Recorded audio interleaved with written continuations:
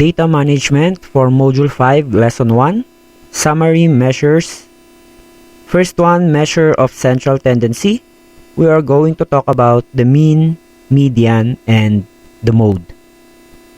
So measure of central tendency is a single figure that is a representative of the general level of magnitudes or values of the items in the dataset. It is called measure of central tendency because when the data points are arranged according to magnitude, it tends to lie centrally within the set.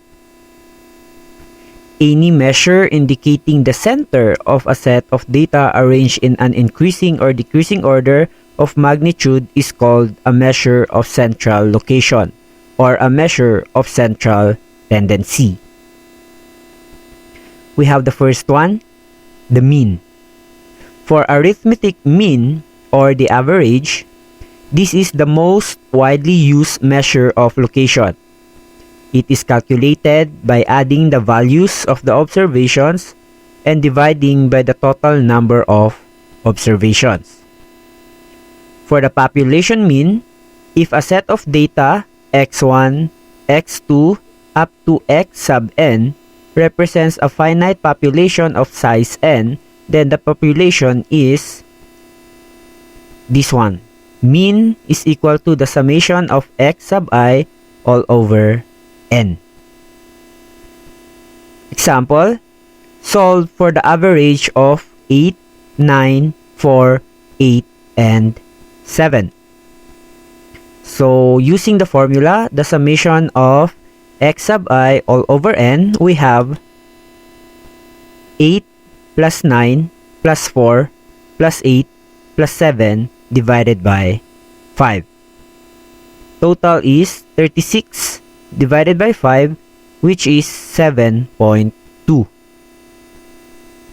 For the sample mean, if a set of data x sub 1, x sub 2 up to x sub n represents a finite sample of size n, then the sample mean is here. So the mean is equal to the summation of x sub I all over n.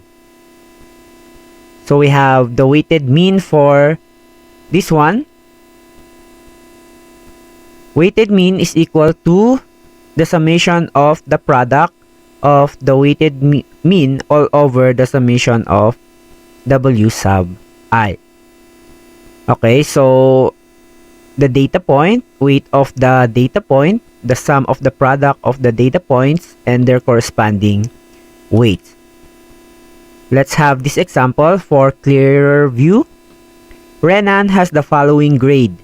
Determine his GPA or the grade point average. For his subject in Filipino, 87 with 3 units. English, 84 with 3 units. Math 7 is 85 with 3 units. For PE, 95 with 1 unit. Chem 1, the lecture, 82 with 3 units. Chem 2, 82 with 1 unit. Then Philo 1, 85 with 3 units. So for us to get this one, we have to multiply. 3 times 87 is 261. 3 times 84 is 252, and so on. So 3 times 85 is 255. And the total unit is 17, and this is 1,446. So we can now solve for the weighted mean. So weighted mean, using this formula, 1,446 divided by 17. So the weighted mean of this is 85.06. So the grade point average of Renan is 85.06. So that's the difference between the population mean and the weighted mean. Next, the median. The median x of a set of observations arranged in an increasing or decreasing order of magnitude is the middle value when the number of observation is odd or the arithmetic mean of the two values when the number of observation is even. So, for the median, you are going to arrange it increasing order or decreasing order, and then you are going to get the middle value. So, for example, find the median of the scores 7, 2, 3, 7, 6, 9, 10, 8, 9, 9, 10. So, we are going to count 1, 2, 3, 4, 5, 6, 7, 8, 9, 10, 11. So since it's an odd number, all we have to do is get the middle value. So arrange the scores in increasing magnitude or ascending order.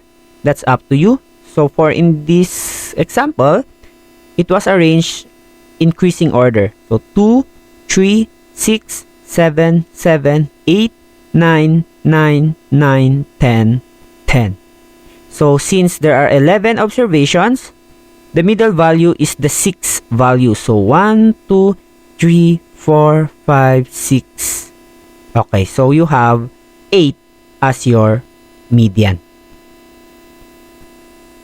Next example, find the median of the scores 7, 2, 3, 7, 6, 9, 10, 9, 9. So again, arrange. Okay, the scores 2, 3, 6, 7, 7, 8, 9, 9, 9, 9. So since it is an even observation, because we have 10, 1, 2, 3, 4, 5, 6, 7, 8, 9, 10, we look for the arithmetic mean. So 1, 2, 3, 4. Then 9, 9, 9, 9. So the middle value is 7 and 8. So 7 plus 8 divided by 2 is 15 over 2, 7.5. So that is the median. Next, the mode. The mode of a set of observation is the set of observations, a value which occurs most often or with the highest frequency. Again, it occurs most often and with the highest frequency. It is the least used method. So we have example here. 1, 2, 3, 2, 4, 7, 9, 2.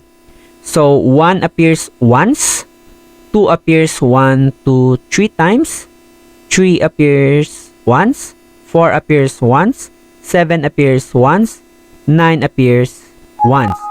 So again, it says on our definition, observation is with the highest frequency. So 2 is our mode. So we call that as unimodal. Next example. The scores 2, 3, 6, 7, 8, 9. The mode here is no mode. For the reason that there is no most often and there is no highest frequency. So look at this. Appeared once, appeared once, appeared once, appeared once, appeared once, and appeared once. So no mode. Next, the scores 1, 2, 2, 3, 4, 5, 2, 5, 6, 6, 7, 9, 6. So 1 appears once, 2 appears 1, 2, 3 times. Okay, and then 3 appears once, 4 appears once, 5 appears once, twice, 6 appears 3 times, 7 appears once, and 9 appears once. So since 2 appears 3 times and 6 appears 3 times also, we get them as mode. We are not going to include 5 because it appears twice only. Remember, highest frequency. Most often occurs. So 2 and 6, we call that as bimodal. Next, 3, 4, 5, 1, 3, 2, 4, 5, 7, 10. So the mode here is 3, 4, and 5. It's multimodal. 3 is repeated twice. 4 is repeated twice, 5 is repeated twice. The other numbers, they occur once only. Okay, next. The scores 2, 2, 3, 3, 4, 4, 5, 5, 6, 6. So what would be our mode? 2 appears twice, 3 appears twice, 4 appears twice, 5 appears twice, 6 appears twice. Again, according to our definition, it occurs most often or with the highest frequency. So do you have a number that occurs most often, or do you have a number with the highest frequency? Okay, so the mode here is no mode. Why? They all have the same number of repetition. There is no number that occurs most frequently to this case. That would be for the mode. For the advantage of using the mode as the measure of central tendency, it requires no calculation. All you have to do is count. And of course, it can be used for quantitative as well as qualitative data. We have here a note. The mode does not always exist. That's why we have no mode. For some sets of data, there may be several values occurring with the greatest frequency, in which case there are more than one mode. If there are two modes in the distribution, is said to be bimodal. If more than two modes, then it is multimodal. So that was represented a while ago from the given examples.